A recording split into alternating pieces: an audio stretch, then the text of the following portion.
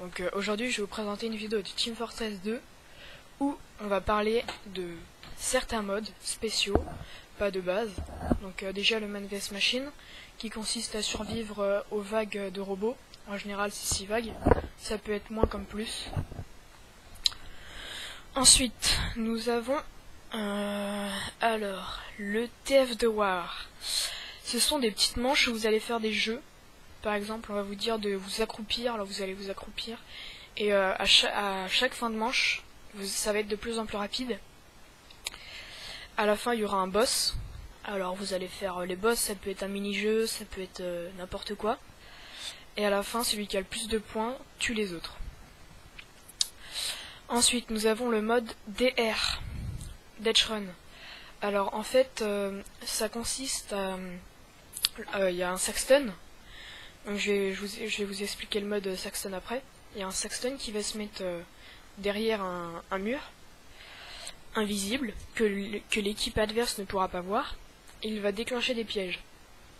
Donc l'équipe rouge ou bleue va devoir esquiver ces pièges et arriver à la fin pour le tuer. Voilà. Donc c'est toujours des joueurs réels qui font le rôle du Saxton. Ensuite, donc comme je vous l'ai dit, le mode VSH, version Saxton Ale. Ça consiste en gros à...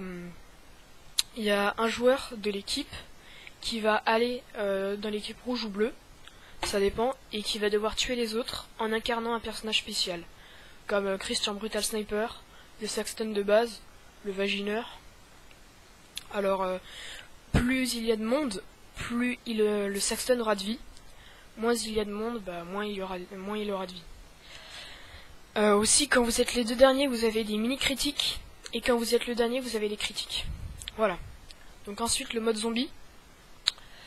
Donc en gros, en général, c'est les bleus qui incarnent ce rôle. Donc un joueur ou plusieurs vont aller dans l'équipe bleue. Donc après, vous pouvez vous mettre en scout, en heavy ou en spy. Et ils vont devoir tuer des joueurs rouges pour qu'ils rejoignent leur équipe et gagner. Voilà. Ensuite... ah oui, les serveurs de trad, donc le mode trad.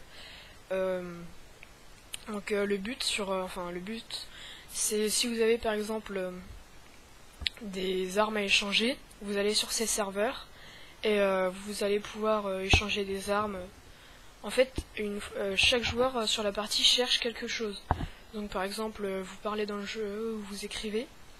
Vous dites je vends des armes, des chapeaux ou autre chose, et peut-être que certaines personnes vont être intéressées. Donc conseillez, allez plutôt sur les serveurs français, ça semble logique.